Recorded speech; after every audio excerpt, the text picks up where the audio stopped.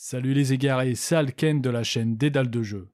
Hasbro sort une nouvelle extension, l'horreur gelée, le 1er août, ou un tout petit peu plus tôt dans certains pays.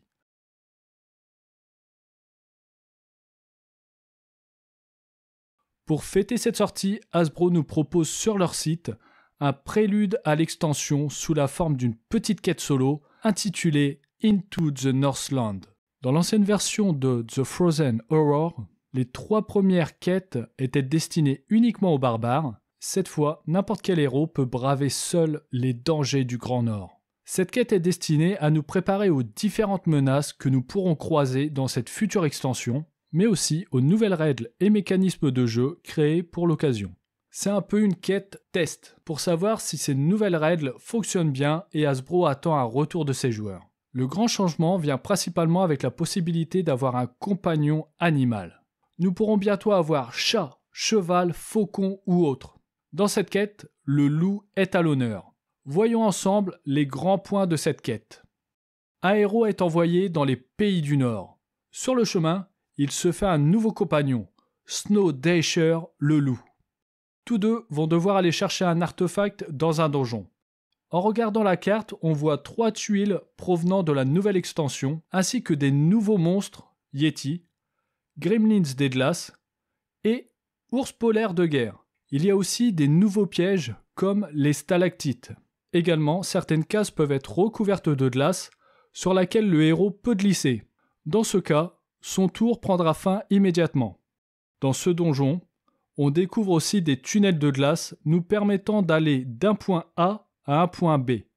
Vous sautez dans un trou et vous ressortez par un autre. Je ne vais pas en dire plus pour ne pas gâcher la quête à certains joueurs, mais avant de passer aux particularités de cette quête, j'aimerais demander aux personnes qui iront la télécharger de me mettre en commentaire ce qu'ils pensent du repère B et de la momie. Il y a un truc qui m'échappe. Ou alors, Hasbro a oublié quelque chose. C'est parti pour plus de détails. Les Yétis ont une attaque spéciale. Si le héros perd un point de corps suite à l'attaque d'un Yéti, le monstre peut l'étreindre. Le héros ne pourra plus rien faire et perdra 2 points de corps au début du tour de Zargon. Vous serez d'accord avec moi, cette attaque est dévastatrice et elle est recommandée aux quêtes de groupe.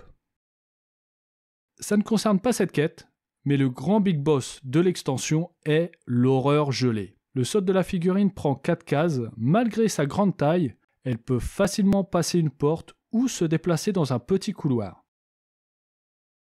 Un héros se fait attaquer par un monstre avec de multiples attaques. Il n'a alors qu'un seul jet par tour pour se défendre contre ce monstre. En voyant le résultat de la première attaque du monstre, 2 choix s'offrent au héros. Soit il se défend, il lance ses dés de défense contre cette première attaque, mais il ne pourra pas se défendre à la seconde.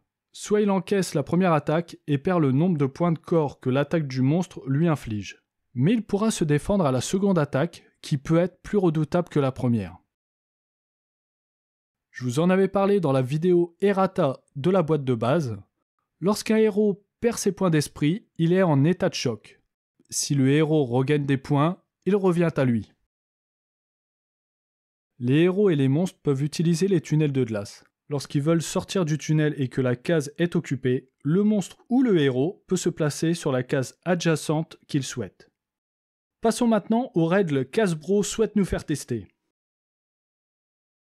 Si aucun monstre n'est actif, il est possible de se déplacer de 4 cases par dés rouges. Pas besoin de les faire rouler. Par exemple, le nain a 2 dés rouges pour se déplacer. Dans le cas où aucun monstre n'est actif, il peut se mouvoir de 8 cases. Avant de commencer une quête, vous pouvez recruter un compagnon animal gratuitement. Mais pour cela, il faut que vous fassiez la quête seul ou que vous soyez moins de 4 héros. Le compagnon animal n'obéira qu'au héros qui l'a recruté. Il joue juste après le tour de son maître. Il peut se déplacer, attaquer ou défendre n'importe quel héros, mais il ne peut pas faire d'autres actions, comme par exemple ouvrir les portes. Bah oui, impossible avec leurs papates. Il ne peut utiliser que les équipements et artefacts qui lui sont explicitement destinés. Si un héros veut lui administrer une potion, il faut qu'ils soient tous les deux côte à côte et hors de portée d'un monstre. Enfin, dans le cas où le héros maître meurt, l'animal continue la quête avec les autres héros. C'est le joueur héros défunt qui continue de le diriger. Comme je vous le disais, Dans cette quête, le loup est votre compagnon de voyage. Voici ses caractéristiques. 10 en mouvement, il peut lancer 3 dés d'attaque et 2 de défense. Il a 5 points de corps et 1 d'esprit. Il peut également attaquer en diagonale. On retrouve 4 cartes d'artefacts qui composent l'équipement du champion du gel. Il y a des siècles, ce fameux champion réussit grâce à ses artefacts à emprisonner l'horreur gelée dans une tombe. En tant que Zargon, il vous faudra inclure ces artefacts à l'extension de l'horreur gelée, et rendre possible le fait que les héros pourraient les retrouver sur un monstre mort. Ici, on retrouve la carte du compagnon loup, ainsi que les règles que nous avons déjà expliquées.